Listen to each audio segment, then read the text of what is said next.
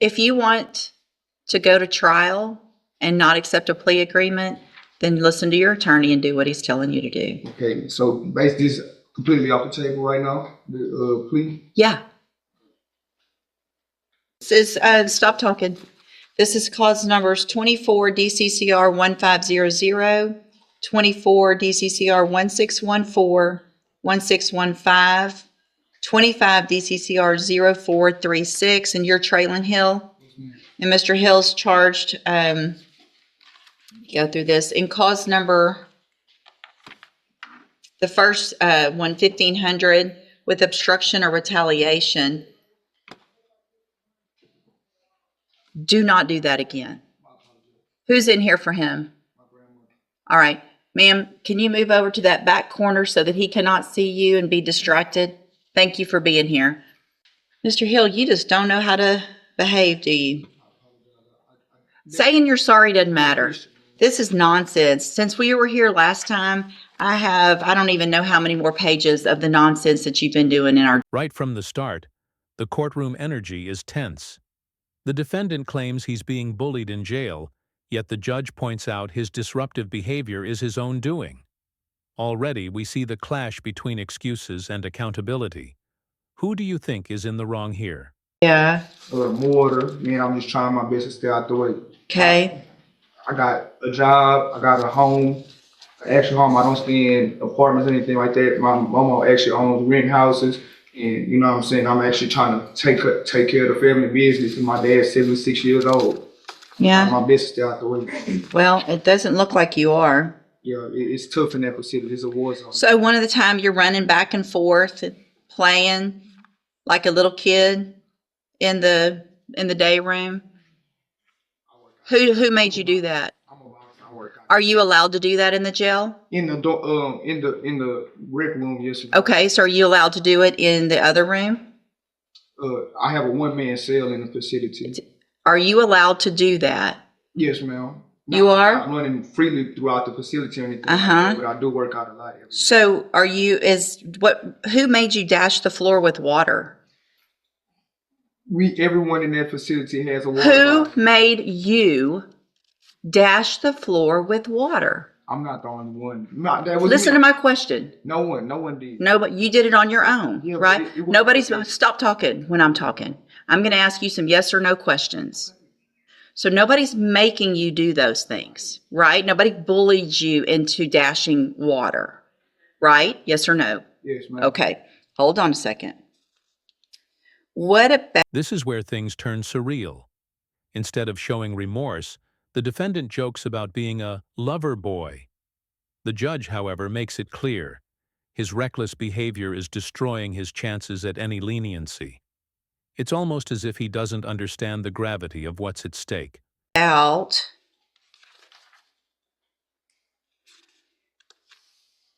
Why do you continue to make comments to the female officers out there?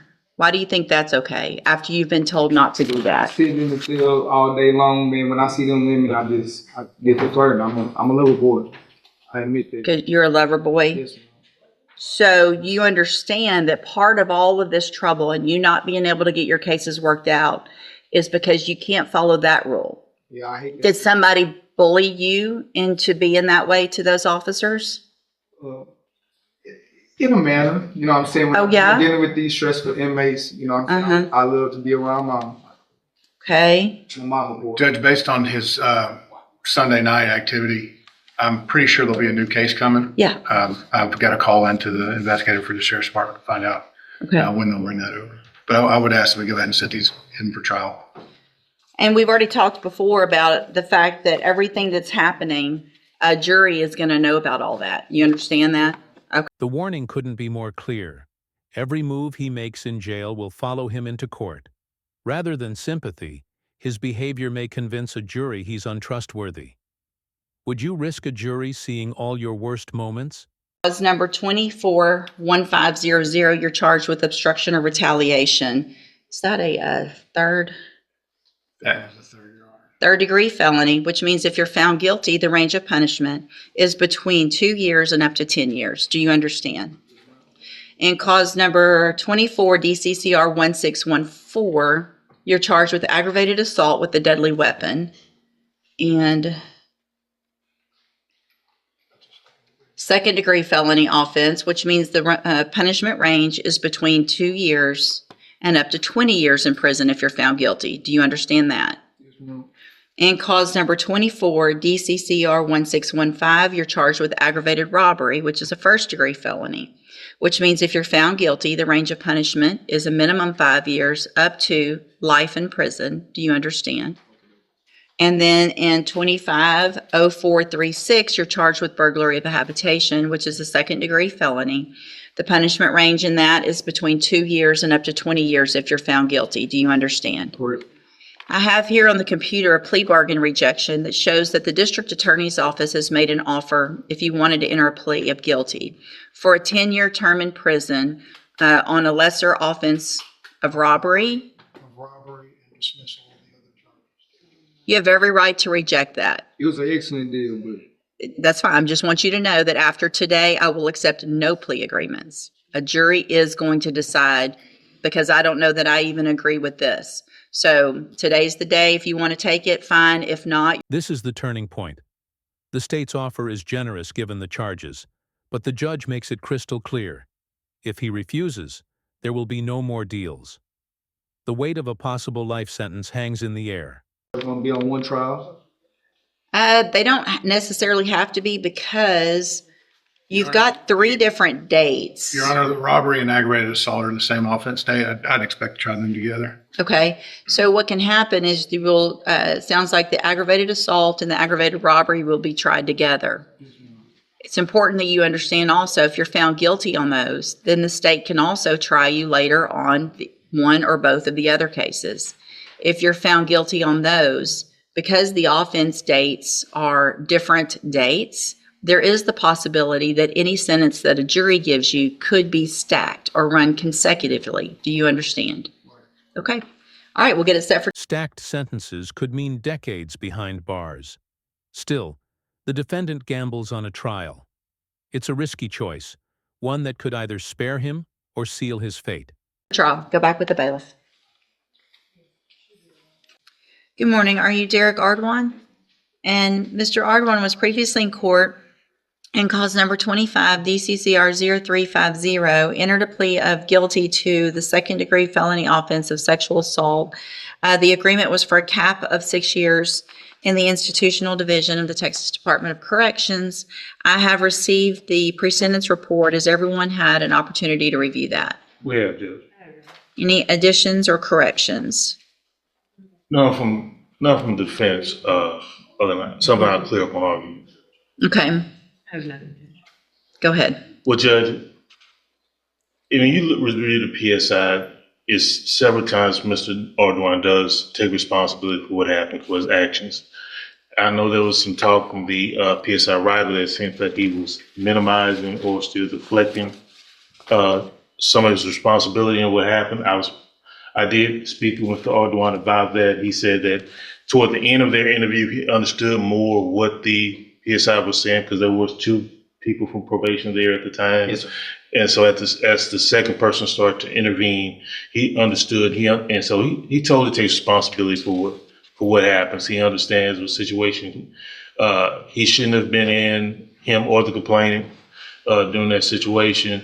He was going through a situation with his girlfriend. It wasn't his wife. It's not his actual stepdaughter. His girlfriend, and started getting more attention from the stepdaughter than he should have, and he went along with it. Shouldn't have, but he did. It wasn't a situation with someone underage or anything like that. She was definitely the same age.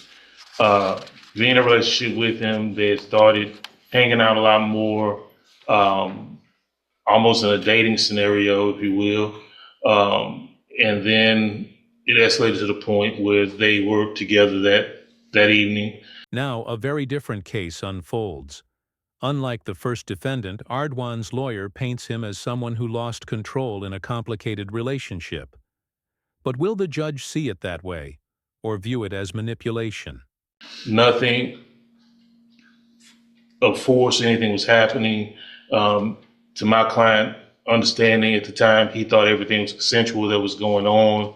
It wasn't until later, until this investigation, that he realized her stance or argument of her being intoxicated to the point where she couldn't give consent, legal consent or anything during the activity.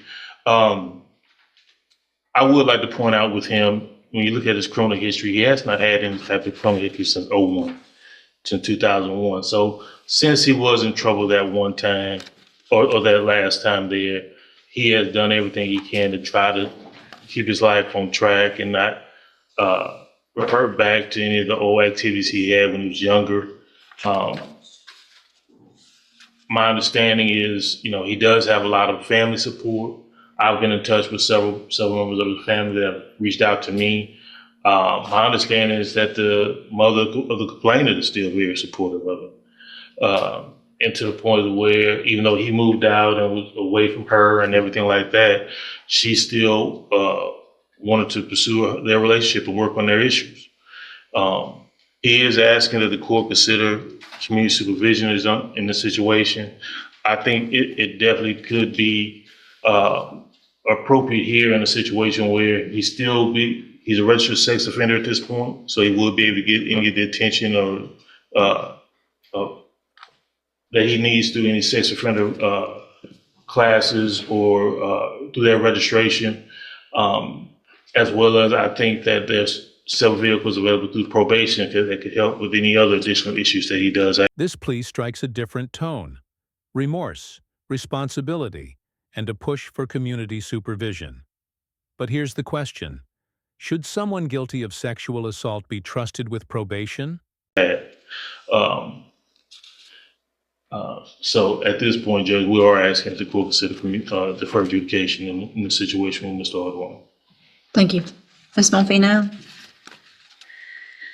Judge, although the PSI reflects that they were unable to contact the complainant, the notes in the case reflect that our office has, and she seemed cooperative and wanting to go forward with the prosecution based upon that, based upon the nature of the offense, the circumstances that even Mr. Lewis himself has described with respect to. She may be considered a legal adult, but the difference in their age is quite substantial. Obviously, he took advantage of the fact that she was making bad choices with respect to drug and alcohol use and got herself in this position. So on her behalf, Judge, the state would argue for the 6 years under the gap, but deferred enforced discretion force. Thank you. The state pushes back hard. To them, this isn't about misunderstanding. It's about taking advantage of someone vulnerable. The clash of narratives here is striking. One side sees a tragic mistake. The other sees predatory behavior. And in fact, just may confirm in case the question arises, he has already completed the sex offender registration paperwork. Oh, yes. Yeah, Yes, I think we did that at the plea. Okay, just check. Thank you. So I guess my thought is on this, I don't disagree with Ms. Malfino that prison time isn't necessarily warranted. It sounds like you got yourself in a predicament that you're way old enough and grown up to know better. She wasn't a minor. There was a lot of things that looked like they were consensual up until a certain point where y'all probably, it sounds like we're both so intoxicated you clearly didn't know what was going on. 6 years, you're out in a few years. There's no treatment. There's none of that I think would be helpful. And so I think to me, the better and maybe even more difficult thing for you is a probation, because this type of probation is not going to be easy. So what I'm going to do is find that you entered your plea of guilty freely and voluntarily. Find sufficient evidence to find you guilty. However, I'm going to defer all proceedings and place you on probation for 10 years. There's two things that are, well, let me finish and then I'll go through some other stuff. I'm going to order a $1,000 fine. The ruling shocks both sides. No prison time, but a grueling probation with heavy restrictions. The judge makes it clear: violate once, and prison could mean up to 20 years. in order that you follow all of the rules and conditions of probation, and that includes entering and successfully completing a licensed sex offender program. To successfully complete the program, you also have to admit what you did. So it's very important that you get in that program, you take responsibility for your part in what happened and how you got to this position so that you're never in this position again. You're obviously already signed the paperwork and understand that you will be required to register as a sex offender. If you don't register timely, then that's a violation of your probation plus another felony offense. And so you've got to take care of everything you're supposed to while you're on this probation. So the good thing about that is it's a deferred probation and there's not a conviction. The good thing for me and potentially Ms. Malfino later is that by doing this deferred probation, that cap of 6 years is off the table. Okay, that's over today. I didn't give you prison time, so that's gone. If you violate this probation, I then have the entire punishment range, which is 2 to 20 years in prison if you violate. So there's no coming back and saying, I want the 6 years or I violated and I've got the whole range. I'll look back at this and I'm sure I'll be reminded at what their argument was, and it's not likely to be 6 or less. You understand? So I'm going to hand you the trial court certification that shows this was an agreement that I followed, and so you've waived your right to appeal. Now, obviously, a part of this probation is that you have absolutely no contact and no communication with the victim. And so if there's some relationship that you're still having with her mother, it cannot be at a place where she is. You cannot go to wherever she's working. If you go into a restaurant and then she comes in after you, you're the one who has to leave. It's up to you to remain away and not have any contact or communication. You understand? Yes, sir. Two defendants, two very different outcomes. One rejected a plea deal that could have spared him decades, while another escaped prison, but faces the lifelong label of sex offender. These cases reveal how choices in and out of court can define the rest of a life. Who do you think got the harsher outcome? The man who gambled on trial, or the one who will live under constant probation rules? This courtroom session reminds us, excuses rarely work, and responsibility carries consequences. From felony charges to probation conditions, the stakes couldn't be higher. If you found this breakdown eye-opening, don't forget to like, share, and subscribe for more real courtroom drama and justice in action.